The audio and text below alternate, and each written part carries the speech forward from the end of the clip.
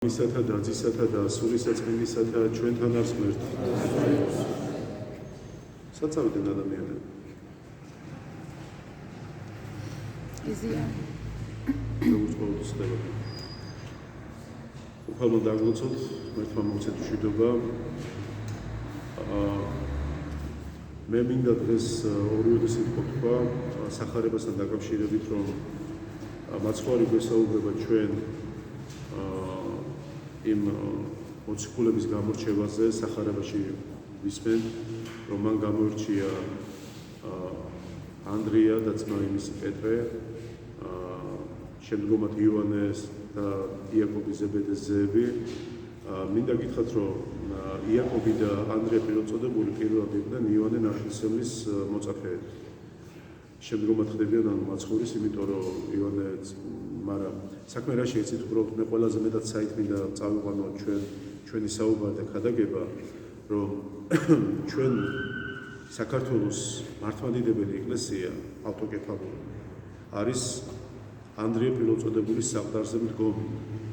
შესაბამისად ჩვენ ძალიან ესე ვთქვათ დიდი ავტორიტეტი მსოფლიო ეკლესიებს შორის გაგვეჩნია თავისი სიწმინდით, თავისი იმ სიძველით, რაც ყველაზე მთავარია. თვითონ სიტყვაში ვიგებთ, რომ ანდრია პირველწოდებული, თვითონ იყო პირველწოდებული. მე ადრეს გითხარი და ამაზე აღარ შევაჩერებ ყურადღებას, რომ პეტრეს საყდარზე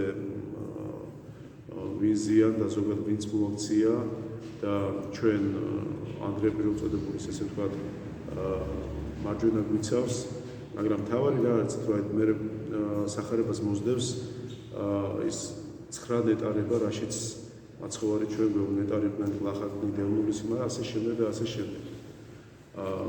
სამწუხაროა, რომ დღევანდელი მორწმუნე საზოგადოების ძალიან დიდი პროცენტი, ანუ ზეპირად იციან 9 ნეტარების ესე ვთქვათ თვითონ წირვაზე მოსმენი აქვს, მაგრამ მისი აღსრულება არავის არ უნდა. ბევრი სავალალო შედეგი გვიდგას ჩვენ, მაგრამ რატომღაც ადამიანები ავსწორდები და ჩვენ ცოტა სხვა დღესღირებულებები ჩამოვყალიბდათ ადამიანებს. ძალიან დიდი გულის ტკივილით მინდა ვთქვა ისიც, რომ დღევანდელი აღსარება, დღევანდელი თვითონ აზიარებელი ადამიანები აბსოლუტურად სხვა ჭრილში უყურებენ და განიხილავენ ზოგადად თვითონ ზიარებას. ბევრისთვის აი მაგალითად არის ოღონდ ეზიაროს და უკან არ იყურება და ასე არ არის. ასე არ არის. თუ შენ ვერ გამკითხველი ხარ იმისი, რას მიეახლები, რას უნდა მიეახლო და რას იღებ და შენში ვინ შემოდის, ხო? მაშინ ამას ჯობს, რომ თავი შეიკავო. მე ძალიან ბევრჯერ მithქვამს, რომ ადამიანებს შეიძლება არ ვიცოდეთ რაღაც, მაგრამ 10 სწავლა უნდათ. 8 სწავლი აქეთ პირიქით ღიზიანდებიან და აბსოლუტური სხვა ის ხდება სურათი. ჩვენ წეგან მახსენე მე ანდრია პირველწოდებულის თვითონ მოციქულებრივი ღვაწლი ვიფარავს, ასევე ყველა მოციქულის რა თქმა უნდა, მაგრამ ჩვენ უბედნიერესი ერი ვართ და ხალხი ვართ, რომელსაც ჩვენ თვითონ ჩვენი ხალხი, ჩვენი ერი აი ამ სიმდიდრეს პატივს არცემს და აბსოლუტურად სხვა ესე ვთქვათ მიზნებით არიან და სხვა ფასეულობებით. კერძოდ აბა გთხოვთ მითხარით სოციალურ ქსელში ვინ ხართ ქართულად დარეგისტრირებული? მე გეტყვით სირცხვილი თქვენი, ვინც ინგლისურად ხართ, რატომ? გწვენიათ რამის? პირდაპირ გეუბნებით, გწვენიათ რამის. როგორ შენი ქართულის და ხელა კულტურის მქონე ადამიანი, რომელიც ინგლისურად წერს და ინგლისურად ესე ვთქვათ უფრო მოგწონს და ქართულად რა გერიდება? გწვენია?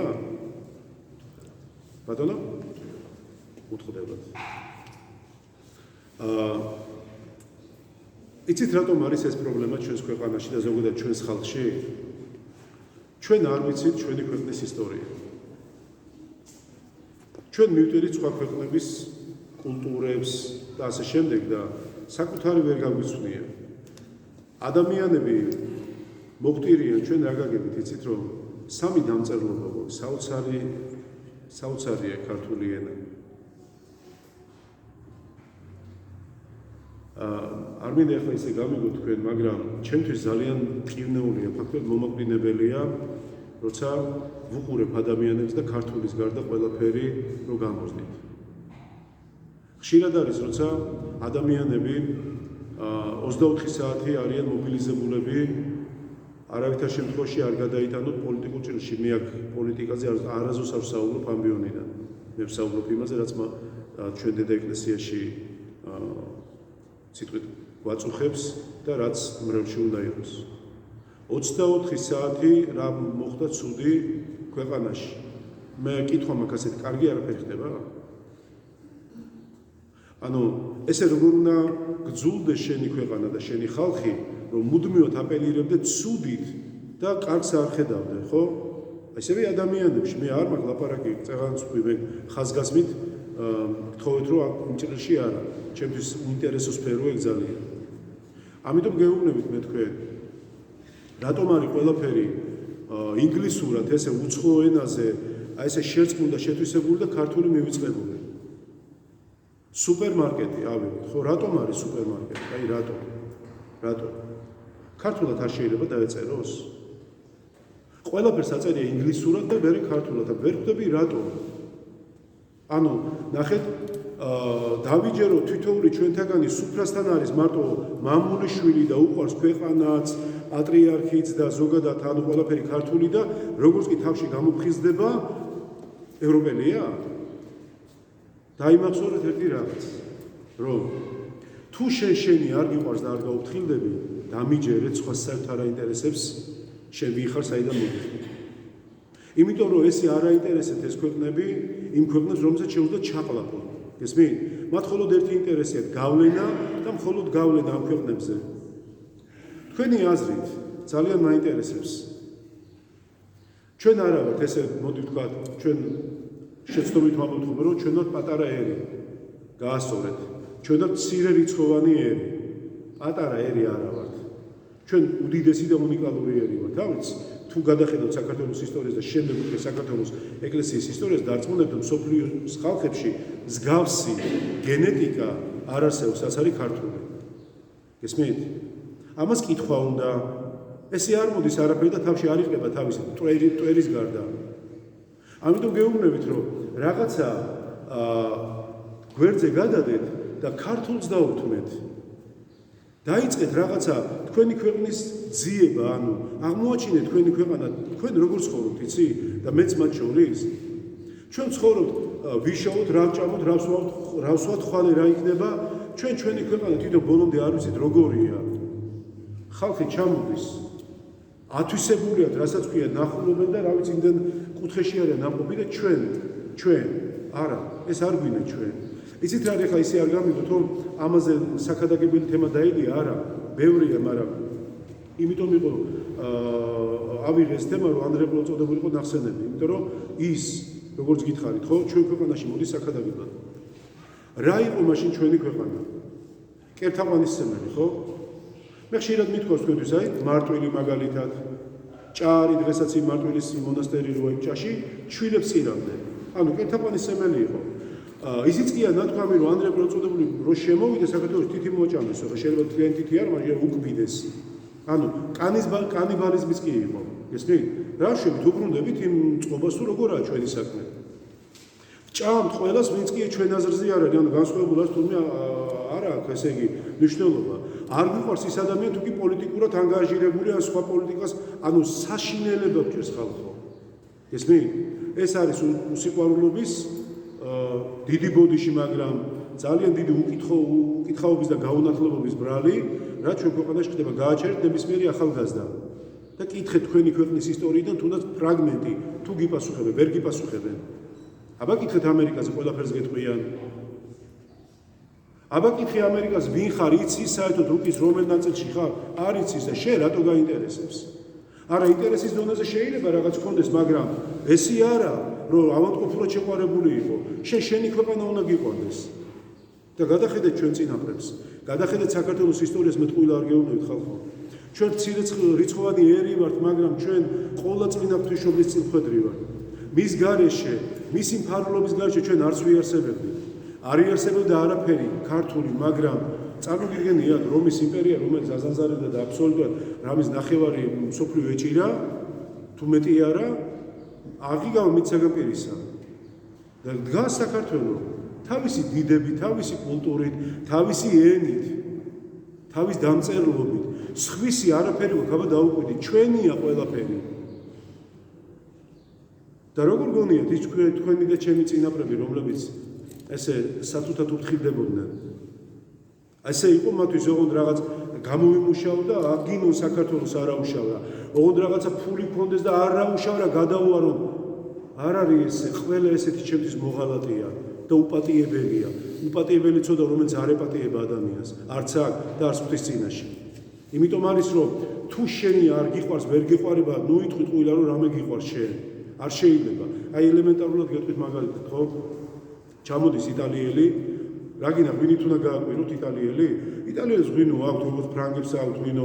მართალია საქართველოს ღვინის ქვეყანაა, მაგრამ ნახეთ ქართველებმა თქვენ ღვინოს რა უყავით? რას უშვებით? შეიძლება ერთი ბოთლი ღვინო 7 ლარად იყიდებოდეს? არ შეიძლება. თუ კი ღვინოს შენ უვლი და იცი მისი ფასი, ერთი ბოთლი ღვინო ვერ გაიყიდება 7 ლარად. გამორიცხულია. რა ქნას გლეხმა? ანუ მე ხა სწორად გამიგეთ, კიდე ერთხელ ვიძახი, ნახეთ, მაგრამ წვალობს ის გლეხი, რატომ იცი მას უყარს ვაზი. იმიტომ რომ იცი ვაზი თუ გაიჩეხა, საქართველოს გაიჩეხება და არ იარსებებს უბრალოდ ჩვენი ქვეყანა. გესმით? ომში რომ მიდიოდნენ და ვაზის ლერწამი ჰქონდათ ხურჯინში, ანუ ზურგს რომ სადაც დაეცემდნენ იქ ვაზი ამოსულიყო. ბევრი რამე ჩვენმა შვილებმა არ იციან, დედებო რატომ არ ასწავლით? თქვენ ნახეთ, მეც მათ შორის ჩვენ შვილებს მივეცით ყველაფერზე წვდომა გარდა ღვთის სიყვარულისა, ჩვენი ქვეყნის სიყვარულისა, გარდა მამულიშვილობისა. 90-იანი წლები ალბათ ყველას უმრავლესობას ემახსოვრება, ხო? ჩვენც დავდიოდით მიტინგზე. არავინ არ მასწრებდა იქ მისვლას. იმიტომ რომ გულიენთო, იმიტომ რომ საქართველოსთვის ჟღერდა და არა რომელი პოლიტიკური პარტიისთვის.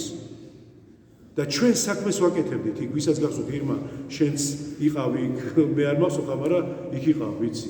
ანუ გულიც გერდა და ამას გულით ვაკეთებდი. ის 9 აპრილი რისთვის მოხდა? რისთვის? რატომ იყო ამდენი გასწრული, გალესილი ნიჩაბი? ქართველებისთვის სახორცეთ, საჯიში სახორცე ხორცე ყოველ 20 წელიწადში რომ ანადგურებდნენ. რატომ? იმიტომ რომ ჩვენი ქვეყნის ღირსებისთვის.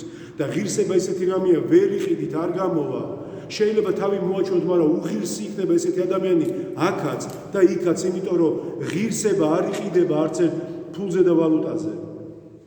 და აი ამ ქვეყნის შვილები, რომლებიც ანდრიას გზას ვადგევათ, რომელიც წმინდა ნინოს გზას ვადგევათ, თქვენ ხვდებით ჩემო ძვირფასებო, რო ჩამოგითვალოთ, ვერ დავამთავრებ ქადაგებას, რამდენი დიდი მეფეები, შთამომავლები ვარ ჩვენ და ის წმინდანების ზეციური საქართველოს სავსეა. მე არ ვიცი ჯერმანულ 100,000 მოწამე რა დღის. გაიხედეთ, გადახედეთ, ყველას ყავს თავის წმინდანი, მაგრამ ამდენი, რაც საქართველოს აემ ეგრეთ წოდებულ, როგორც იძახით, ხო პატარა საარა, მცირე რიცხოვან, ერს არსად არ არის.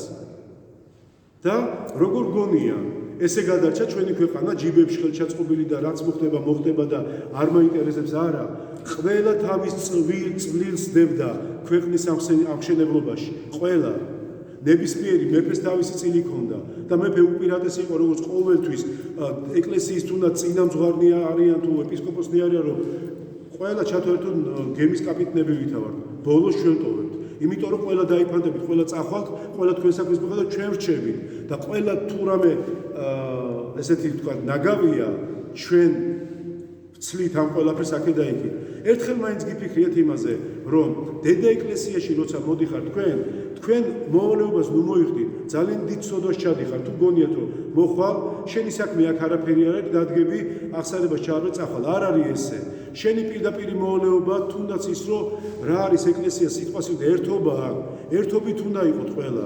ანუ თვითონ ჩვენთაგანი, ანუ ქრისტეში უნდა ვიმყოფებოდეთ და არა ქრისტეს გარეთ. და თუ ესე არ არის, რამდენიც გინდა ეზიარეთ, რამდენიც გინდა აკეთეთ რაც გინდათ, მაგრამ შედეგი, ანუ მე იმის მინდა რომ როეზიარებით ძალიან კარგია, მაგრამ შემოუშვი თქვენს გულებში ქრისტე. დღეს ადამიანების უმეტესობა ცხოვრობს ძალიან ისეთი ცხოვრების წესით, გაყინული. შეხედეთ ხალხო თქვენ შვილებს, შეხედეთ ხშირად, შეხედეთ სახეზე დააკვირდით, ფერმფრთალები დადიან. გესმით? ყველაფერია თქვენ შვილებს, მობილურები, ბოლო იმის თაობის ტელეფონები, კომპიუტერები, 24 საათი მიჯაჭვულები არა, ფერი აღარ აქვს სახეზე. გაიყვანეთ ბუნებაში. იციან საერთოდ რა არის თქვენმა შვილებმა? ჩემ დროს იყო დაჭერობანა, დახუჭობანა, ვისი სული სულს შვიდი ქვა, რავი ქვეყანა, ასე არ არია. არ ქონდა ჩვენ, მაგრამ უბედნიერესი ბავშვობა გავიართ, ალბათ დამეთანხმებით, ვინ ჩემი ტოლია. უბედნიერესი ბავშვობა გავიართ, ჩვენ ერთად ვიზდებოდით. ღამე სახლში არ ვიშვებდით ხოლმე მშობლები, ჭიაკოკუნას რო გადავახტებოდით ხოლმე, ისეთი გამურვლები ვიყავით ხოლმე. ან დაიბანეთ თან შედ, მაგრამ ღამის 5 საათზე ხარ გურია, დაიბანე გვეზარებოდა და ჩვენ დაძმებივით ვიყავით. ყველაფერი აირია, ყველაფერმა ფასი დაკარგა დღეს. შეხედეთ რა ხდება. მშობლებმა არ ვიცით, არ იციან სადადიან თავიანთ შვილები, რასაკეთებენ. საქართველოს შვილი არ ყავს დასაღუპავი და არ უნდა გამოაქვს. ყოველ დღე ავარია, ეს გადამეტებული სისწრაფე, ვიღაცა ნარკომანი, ანუ ნახეთ სადამდე მივედი. მერე უწმინდესმა თავის დროზე რომ ბრძანა ემიგრანტებს მოუწოდო, ჩამოდითო, დასცინეს, ისიც კი იკადრეს ამხელა ხცოვანი ადამიანი აკრიტიკეს რის გამო, იმის გამო რომ აბსოლუტურად სიმართლე თქვა. ეხლა მე გეტყვი დღეს, არ ვიცი ვიღაცა შეიძლება ძალიან ეწყინოს, მაგრამ სრული სიმართლეა. წავიდნენ მშობლები, გასულები არიან, როგორც იტყვიან, წელზე იდგავენ ფეხს, რომ თავიანთი შვილები აქ არჩინონ, მაგრამ სამაგიეროდ იმ შვილებმა არ იციან შრომის ფასი. იმიტომ რომ ამ ყველაფერს მშობლები უზრუნველყოფენ.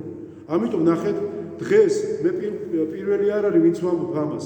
უკვე რო ბრუნდებიან, უკვე მშობლები უკვე ვინც 20 წელი, 30 წელი იქ იყო, სახლში შეშვებაც კი აღავლათ ასეთი დედისა ზოგადად. რატომ რისთვის? იმიტომ რომ დაანჩენი, ეხლა სწორად გამიგეთ, ეხლა მიკიბულ-მოკიბული ქადაგება, მაგრამ მინდა რომ ეს ყველაფერი რაც ჩვენში დაგროვილია, თქვა, ხალხო, ერი ჩვენი დაავადებულია. გესმით? პატრიარქს აგინებენ, ეკლესიას აგინებენ, შტურმით იღებენ, ყველაფერს თუ რამე არ მოწონ. ანუ სამდელოებას საოცარი რაღაც ხდება. ეხლა გახედეთ უკრაინაში რა ხდება. გახედეთ უკრაინაში რა ხდება. სცემენ ეპისკოპოსი და დაწყებული ყველას, არაჩერებენ არაფერს წმინდას, ყველაფერს ლეწავენ, ანგრევენ, ამტვრევენ, დაპატიმრებული ყავთ ნახევარი ზემეთი ეპისკოპოსი. ეხლა კითხვა მაქვს მე თქვენთან, ვისაც ეს მოწონდა ზოგადად და იცავდა რომ სლავა უკრაინა. მე მაინტერესებს ძალიან. ანუ ეს არის მართალი სიტყვა, ეს არის თავისუფლება, ეს არ არის თავისუფლება, ეს არის სრული მონობა ვიღაცას, რომ ემონები ადამიანი. გესმით? ეხლა წარმოგიდგენია თქვენ ესეთი რაღაც, რომ მიხვიდე ვიღაცამ გაბედოს და კათოლიკურ ეკლესიაში მსგავსი რაღაც ჩაატაროს. თქვენ ხვდებით მაინც რა მოხდება? კათოლიკები კი არ დადგებიან ფეხზე. მთელი ის ძალები დადგებიან ფეხზე. ამიტომ არის რომ მუდმივად არის მართლმადიდებელ ეკლესიაზე ჭიდილი, მუდმივად ებრძვიან. ამიტომაც ქვია მართლმადიდებელ ეკლესიას, ქრისტეს ეკლესიას მებრძოლი. მუდმივად ებრძვიან და მუდმივად ფეხზე დგას, იმიტომ რომ რაც კაც არ შეუქმნია და ღმერთმა შექმნა, იმას ვერ დაანგრევენ. ბევრია საქმელი, მაგრამ ცოტა სულიერებაზეც მინდა თქვა რა. მე ბევრჯერ მithქვავს თქვენთვის, რომ მარხვა არ არის ეს რაღაცა სახუვარო და საქილიკო საქმე. ან შეგიძლია, ან არ შეგიძლია. დამერღვა, მიმერღვა, დამავიწყდა, ცოტა ყურადღებით იყავით. მოდი ვთქვათ, ჭამა გავიწყდებათ.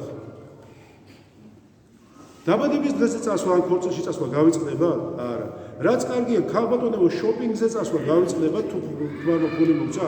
არა. აბა ეგ როგორ გავიწყდებათ? უნდა გიყვარდეთ ქრისტე მთელი თქვენი გულით, რომ გიყვარდეთ მისი დადგენილი წესებიც. ბუნებრივია, თუ სხვანაირად ვერ შეიყვარო.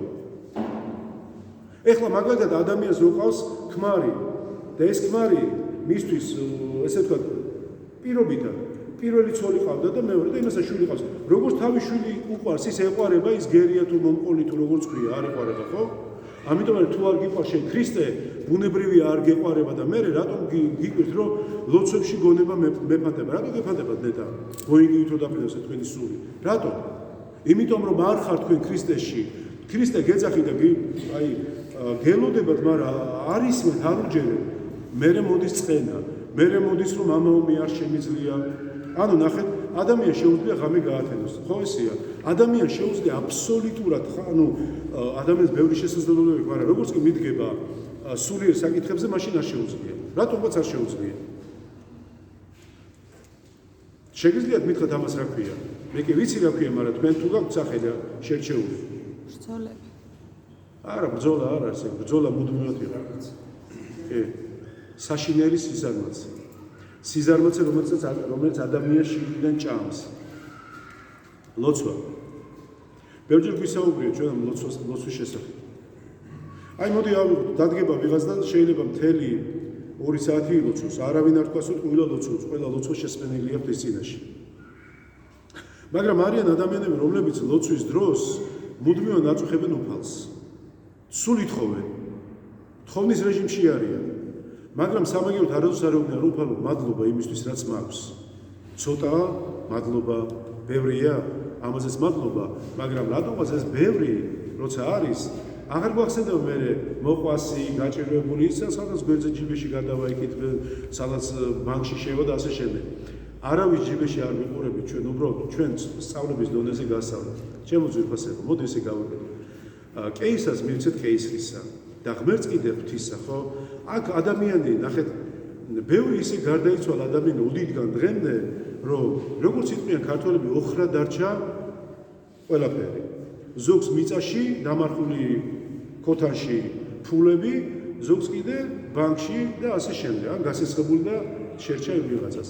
ნახეთ, მარადიული მხოლოდ ღმერთია და მასთან თითოეული ჩვენთაგანი თუ გავხსნით ღირსი მყოფობა. მარადიული არც ფული, არც ვერცხლი, არც ოქროა, ყველაფერს მიწა შეჭამს ან დრო. მაგრამ თუ ჩვენ გვინდა სული სხონება, ისე მოვიშვენე პუბლიციტოს და გეტყვით. ორ ბატონს ვერ ემონებით, გამორიცხულია, გიყვარდეთ ღმერთი და თან მამონა. მამონა ეშმაკი არ არის კიდევ ერთხელ გავმართავ. ეს არის ფულისადმი დიდი სიყვარული. ხარბი ადამიანი, რომელიც ფულზეა შეყვარებული. ბევრია კიდე სათქმელი, მაგრამ მიცით რა მინდა ყველაზე მეტად რაც მაწუხებს. ჩაჭიდეთ თქვენ შვილებს ხელი და თხოვთ დედა ეკლესიას აზიარეთ რა. შეხედეთ უბრალოდ რას გავს, აი მე ხშირად მithქვამს და დღესაც შემიძლია გავიმეორო. უზრდელობა ყველაზე საშინელი გამოხატულებაა თუ რამ შეიძლება ადამიანმა გააკეთოს. მე გუშინაც ვთქვი ლოცვის შემდეგ ქადაგებაში. დღეს ადამიანები ერთმანეთს არ უსმენენ, ყდირია. აი მაგალითად მე ვდგევარ შენ წინ და გელაპარაკებია პირიქით. ერთი ლაპარაკობს, მეორე ყვირის და კითხვა მაგ რა გაყვირებს? შორს დგევარ ცხავთასიკითვა რა არა. აგერ წინ გადგა, მაგრამ არა. ესეც არა, რატო იცი? ცარიელია შენი გული. შენი გონება, სული გამოცარიელებულია. იმიტომ რომ შენში არ არის ეს ადამიანური, რატომ? იმიტომ რომ აბა რა გაყვირებს შენ მამაცქონებულო? რატომ ყვირი, როცა შეგიძლია, აი ეს ეხმადავლა 7-დან მესაუბრა. როცა ადამიანმა დაკარგა მეორე ადამიანისადმი პატივისცემა, ჩვენში ეს ლაპარაკი, საქართველოში ლაპარაკი, უკვე ეტყობა კიდეც ვიზუალურად. ასეთი დაღუნული სახეები არის ხოლმე ყველა, რომ დაინახავენ. ადამიანი ხატებ ადამიანს გავსება ღვთისა. ნუ დაგავიწყდებათ ვის უგვერდ და ვის უმანჭავთ სახეებს. ბევრი მინდა კიდე გითხრათ, მაგრამ ალბათ რეგლამენტი აღარ გუშვებს, მაგრამ ერთი რაღაც გაითვალისწინეთ, რომ მეც, თქვენც, ყველა ღვთისშვილები ვართ. აი მაგალითად კიდე ერთი გამახსენდა, ბევრჯერ მithქვამს, მაგრამ რო არ თქვა არ შემიძლია. ეს არის ახალი ქართველების მოგონილი თემა. აი ესე იტყვიან ხოლმე. მე ჩემი ღმერთი მყავს. საოცარი რაღაცა ის იცი? ღმერთი ყველას ჩვენი ყავს და გულით ვატარებთ ამას, მაგრამ ერთი გვავიწყდება, რომ ის ღმერთი, რომელიც შენია და ჩემია, იესო ქრისტეა და ყოვლადწმინდა საერთო, რომელსაც ჩვენ პირჯოს გამოვისახავთ. იმრუშა მისი ღმერთი აპატიებს, იქურდა მისი ღმერთი პატიობს. აღარ ჩამოვდე ხა ცოდვებს. მისი ღმერთი ყველაფერს პატიობს. მე კიდე გიტყვით. აი წარმოიდგინეთ ახლა თქვენ. ძველი ახლა წაკითხული გაქვთ? თუ არა და სოდომ გომორი ხო გაგიგიათ? იქ რა გონიათ ღმერთის არ წამდათ? წამდათ. აი ზუსტად იმ თავისი გამოგონილი ღმერთის. ვრუშობდნენ და არაფერი, მამათმავლები იყვნენ და არაფერი და ასე აქცია ქვის გრილად და მოკლედ აწვინა ცეცხლი და წუნწუба ღმერთმა. ეხლა რა ვქნათ? როგორც მალხაშ სონღულაშვილი იძახის, რომ ძველ აღთქმაში სხვა ღმერთი იყო და ახალ აღთქმაში სხვა ღმერთიო, ხვდებით მაინც ადამიანთან მიყავს იმას საუბარი? ანუ თუ ვიღაცა ამბობს, მე იმის თქმა მინდა რომ ბოლომდე რომ ამოვწურო ეს სათქმელი, თუ იმე ამბობს რომ ძველ აღთქმაში ღმერთის ჯიდა და ახალ აღთქმაში არა, ეხლა ესე ხორცში ჩვენ თვითონ ვიჟი ჩვენ თავს, მაგრამ რო წავდგებთ ღვთის წინაშე, რას მივიტანთ? რა იქნება ჩვენი ძღვენი ღვთის წინაშე წარდგომისას რას დაუხდებთ წინ? რითი გავიმართლებთ უფლის წინაშე თავს? ასე რომ ყველას გვმართებს ჩვენ ვიცოდეთ ერთი ჭეშმარიტება, რომ ღმერთი ყველას გვიყვარს და ღმერთს ყველა უყვაროთ, რა თქმა უნდა, მაგრამ ჩვენ ერთი რაღაც უნდა ღრმად დავისახოთ. თუ ღმერთის შვილი გინდა იყო, მისი მცნებების შემსრულებელიც უნდა იყო აუცილებლად. არ ვიცი, მე ადრე ვთხოვეთ წაიკითხეთ პატერიკი მუსულმანი მოსამართლის და ბერძენი ბერის საუბარი. წაიკითხეთ? აი ესე ლამაზად ხსნის ეს ბერი ღვთის შვილობად ყოფნას როგორია. მოკლედ გეტყვით მე, რათა ხარ შენ ჩასაფრებული.